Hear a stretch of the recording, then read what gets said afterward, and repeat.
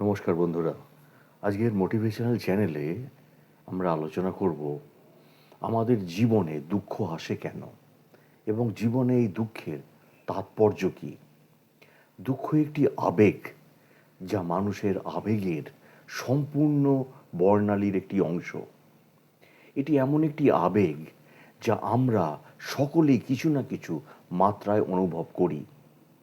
এর অপ্রীতিকরতা সত্ত্বেও আমাদের জীবনে দুঃখের স্থান রয়েছে।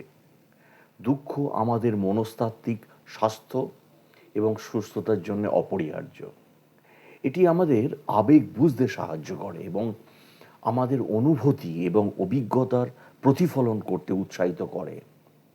যখন আমরা দুঃখ অনুভব করি, তখন আমরা আমাদের চাহিদা এবং আকাঙ্ক্ষা সম্পর্কে আরও সচেতন হই এবং আমাদের সম্পর্কের বিষয়ে সচেতন হই। এটি আমাদের জীবনে চ্যালেঞ্জ মোকাবিলা করার জন্যে আরও ভালোভাবে সজ্জিত হতে এবং প্রতিকূলতার মুখোমুখি হলে আরও স্থিতিস্থাপক হতে সাহায্য করে। এটি আমাদের এগিয়ে যেতে এবং একটি ভালো ভবিষ্যৎ তৈরি করতে সক্ষম হতে, আমাদের জীবনে কী পরিবর্তন হতে হবে তার শনাক্ত করতেও সাহায্য করে। দুঃখ আমাদের কিছু বা আমাদের জন্যে গুরুত্বপূর্ণ কাউকে হারানোর প্রক্রিয়া এবং শোক করার অনুভূতি দেয়। আমরা যখন আমাদের কাছের কিছু বা কাউকে হারিয়ে ফেলি, তখন আমরা বিস্তৃত আবেগ অনুভব করি এবং এই দুঃখ এই প্রক্রিয়ার একটি অংশ। আমাদের দুঃখ অনুভব করার মাধ্যমে আমরা নিজেদের শোক প্রক্রিয়ার মধ্য দিয়ে যেতে দিচ্ছি, যা নিরাময় এবং আমাদের জীবনের সাথে এগিয়ে যাওয়ার একটি গুরুত্বপূর্ণ প্রক্রিয়া। দুঃখ আমাদের অন্যদের প্রতি সহানুভূতি এবং সমবেদনা দেখানোর অনুমতি দেয়। যখন আমরা অন্য কারো কাছে দুঃখ অনুভব করি, তখন আমরা তাদের অনুভূতির সাথে সম্পর্কযুক্ত হতে পারি এবং তারা যে কষ্টের মধ্য দিয়ে যাচ্ছে তা বুঝতে পারি। এটি আমাদেরকে অন্যদের প্রতি আরও বোধগম্য এবং যত্নশীল হতে সাহায্য করে, যারা এই রকম অসুবিধা বা চ্যালেঞ্জের সম্মুখীন হতে পারে। দুঃখ আমাদের জীবনের একটি অপরিহার্য আবেগ। এটি আমাদের অনুভূতিগুলি প্রক্রিয়া করার, আমাদের চাহিদা এবং আকাঙ্ক্ষাগুলি বুঝতে এবং অন্যদের প্রতি সহানুভূতি দেখানোর একটি উপায় হিসাবে কাজ করে। দুঃখ ছাড়া আমাদের জীবন ততটা অর্থবহ এবং পরিপূর্ণ হবে না। তাই দুঃখ আমাদের জীবনে আসে আপন নিয়মে বা নিজ নিয়মে। মানুষের সুখ দুঃখ সর্বদা পাশাপাশি থাকে। আজ সুখ তো কাল দুঃখ, এর থেকে বাঁচার কোনো উপায় নেই। মানুষ হয়ে জন্মালে সুখ যেমন থাকবে, দুঃখও তেমন থাকবে। যদি কোনো মানুষ ভাবে জীবনে আমি শুধুমাত্র সুখ চাই, কোনো দুঃখ চাই না, তবে তা বাস্তবে অসম্ভব।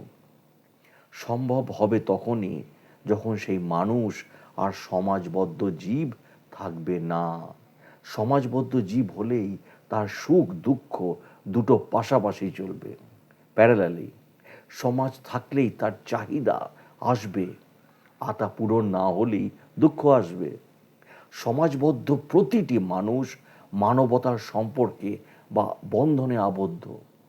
মানবতার সম্পর্ক যেখানে থাকবে, সেখানেই সুখ ও দুঃখ আসবে। মানবতাবাদীরা অপরের সুখে যেমন সুখী হয়, তেমনি অপরের দুঃখেও দুঃখী হয়, আবার অপরের দ্বারাও দুঃখ পায়। মানে সামাজিক পরিবেশের সাথে দুঃখ অঙ্গাঙ্গিভাবে জড়িত। তাই সমাজবদ্ধ মানুষের দুঃখ আসবেই। সেই কারণে গৃহত্যাগী বা সন্ন্যাসী মানুষেরা সাধারণত দুঃখী হয় না। যাক, এ আলোচনা একদিন পরে হবে। তার মানে মানুষ দুঃখী হয় তার নিজের কারণেই। সমাজে থাকতে গেলে চাহিদা আসবেই, আর এই চাহিদা দুঃখের কিন্তু মূল কারণ। চাহিদা মানসিক বা বস্তুগত দুটোই হতে পারে। যেমন আমরা হতাশা থেকে দুঃখ পাই। হতাশা কোত্থেকে আসে? না চাহিদা পূরণ না হলেই হতাশা আসে।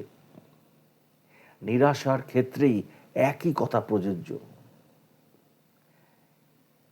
তো আবার আমরা আমাদের অনুকূল পরিবেশ না পেলেই দুঃখ পাই। অনুকূল পরিবেশ হওয়া চাই আমাদের চাহিদা মতো। এই চাহিদা না থাকলে আমাদের প্রতিকূল পরিবেশে পড়তে হতো না। ক্ষতি বা লোকসান থেকেও আমাদের দুঃখ আসে। লাভের কথা মাথায় থাকে বলেই আমরা তা পূরণ করতে যাই, আর তা না হলেই আমরা দুঃখ পাই। লাভ তো চাহিদা থেকেই আসে। শোক থেকেও আমরা দুঃখ পাই। শোক হচ্ছে সমাজবদ্ধ জীবের আদর্শ উদাহরণ।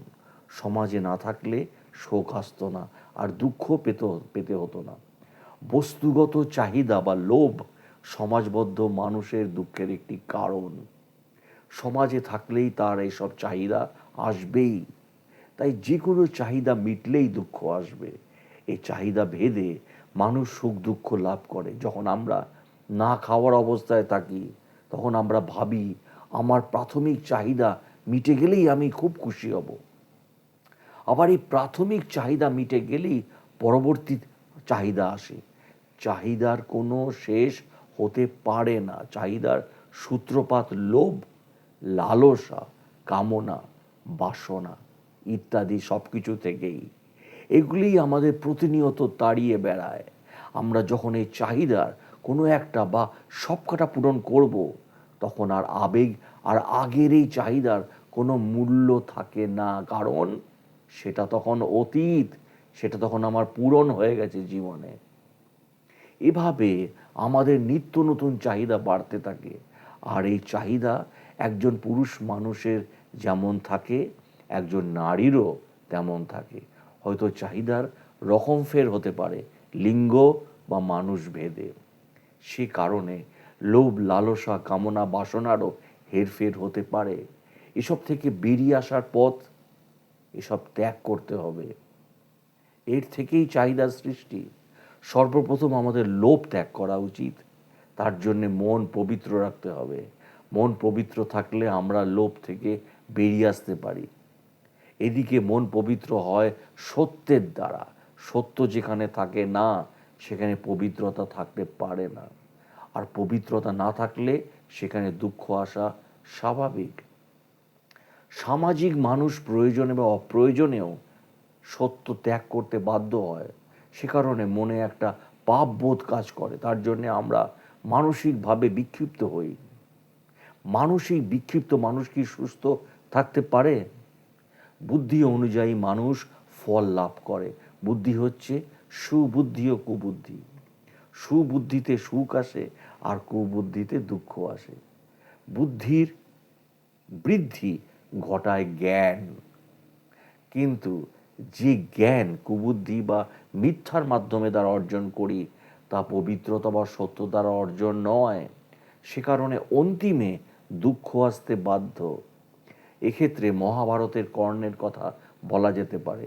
তার জ্ঞান যেমন মিথ্যার দ্বারা অর্জন, তেমন নিজে পাপের অংশ হওয়ার জন্যে অত বড় দানবীয় হওয়া সত্ত্বেও তার পতন অনিবার্য হয়েছে।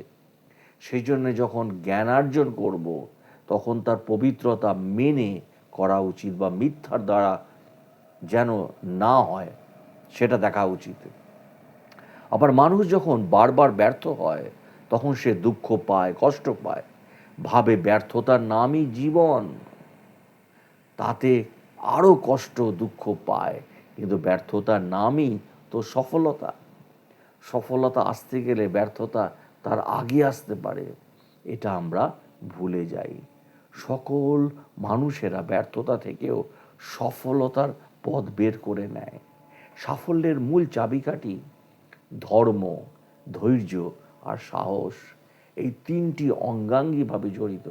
ধর্ম অর্থাৎ ন্যায়, সমগ্র জীবনের হাতিয়ার। হাতিয়ার না থাকলে যেমন যুদ্ধ কর্ম করে জেতা যায় না, ধর্ম না থাকলেও তেমন যুদ্ধ বা কর্ম জেতা যায় না। যতই পরিস্থিতি প্রতিকূল থাকুক, ধর্মের পথে থাকলে অন্তিমে জয় বা জয়ী আসবেই। এখানেও বলা যায় ধর্মের পথে থাকার জন্যেই অন্তিমে পাণ্ডবরাই যুদ্ধে জয়ী হয়েছিল। এরপর ধৈর্য বা একাগ্রতা, একাগ্রতা না থাকলেও জীবনে যুদ্ধে জেতা যায় না। আমরা দেখেছি এই একাগ্রতাই অর্জুনের সাথে আর সব কুরু পাণ্ডবের তফাৎ করে দিয়েছিল। শেষে হচ্ছে সাহস, যুদ্ধ জয়ের আরেকটি হাতিয়ার সাহস। সাহস থাকলে তবেই যুদ্ধ বা কর্মে ঝাঁপিয়ে পড়া যায়। কিন্তু শুধুমাত্র সাহস কোনো যুদ্ধ জয়ের একমাত্র হাতিয়ার নয়, এর সাথে ধর্ম ও ধৈর্য থাকতেই হবে। সাহস কুরু পাণ্ডব দু দলেরই ছিল, কিন্তু যুদ্ধে জিতেছিল পাণ্ডবরা, কারণ ধৈর্য ও ধর্ম তাদের সাথে ছিল। বিশেষত ধর্ম। এদিকে সুখ আর দুঃখও আসে সময় অনুযায়ী। জীবনের সময় হচ্ছে সবচেয়ে দামি জিনিস। সময়ের থেকে দামি আর কিছুই নেই। জ্ঞান হওয়ার পর থেকে মৃত্যু পর্যন্ত এই পুরো সময়টা আমাদের হাতে। এই জন্ম মৃত্যুর মধ্যে সময়টা সম্পূর্ণ আমাদের হাতে। তাই এই পুরো সময়টা আমরা কিভাবে ব্যয় করব, তার ওপরও আমাদের সুসময় দুঃসময় আসবে। দুঃসময় জীবনের একটি অঙ্গ, আর দুঃসময় এলে তো আমরা দুঃখ পাবই, আর সুসময়ে সুখ আসা স্বাভাবিক। দুঃসময়ে যদি আমরা সত্যের থেকে সরে যাই, তাহলে আমরা আরও দুঃসময়ের মধ্যে পড়ব। আর এই সময় যখন আমাদের সুসময় বা অনুকূলে থাকে, তখন আমরা বলি তার সদ্ব্যবহার করি আর ধর্মের পথে থাকি। তবে আমরা যেমন সুখ পাব, তেমন নিজে বা নিজেকে সফল মানুষ হিসাবেও প্রতিপন্ন করতে পারবো। তাই সফল মানুষেরা দুঃখ পেলেও হতাশ হয় না, কারণ তারা জানে সুখ দুঃখ একই মুদ্রার দুপিঠ। আমার কর্ম, আমার চেষ্টাই আমাকে সুখের মুখ দেখাবে, আবার আমার অসৎ কর্মই আমাকে দুঃখ দেবে। তাই দুঃখ থেকে বাঁচতে গেলে সর্বদা সৎ পথে লোভহীন হয়ে বাঁচতে হবে আর কর্ম করতে হবে। লোভী মানুষেরা কোনোদিনই কোনো কিছুতেই সন্তুষ্ট হতে পারে না। পাওয়ার লোভ তাদেরকে এমন জায়গায় নিয়ে যায় যে কোথায় থামতে হয় তারা জানে না। তাই তারা কোনোদিন সুখের মুখ দেখতে পায় না। তাই অনেক থাকতেও মানুষ অসুখী হয়, যেমন দুর্যোধন ছিলেন। কিন্তু সৎ নির্লোভ মানুষেরা জানে যে তার কর্ম অনুযায়ী সে তার ফল পেয়েছে, এতে সে তাতেই বা অল্পতেই সন্তুষ্ট বা সুখী থাকে। কাজের ক্ষেত্রে আমরা সুসময় বা ভালো সময়ের জন্য অপেক্ষা করি। সময় তো তার নিজের গতি অনুযায়ী চলে, সে কখনো ভালো খারাপ দেখে না। সময় ভালো বা খারাপ হয় আমাদের মানসিকতার ওপরে। সময় খারাপের দোহাই দিয়ে আমরা আমাদের অমূল্য সময়কে অপমান করি। সে কারণে সময় আমাদের জীবনে অনেক কিছু দিয়েও আবার কেড়ে নেয়। আমরা জানি জীবনে একটাই নিশ্চিত, সেটা হলো মৃত্যু। আর জীবনে সবচেয়ে অনিশ্চিত হলো বেঁচে থাকা।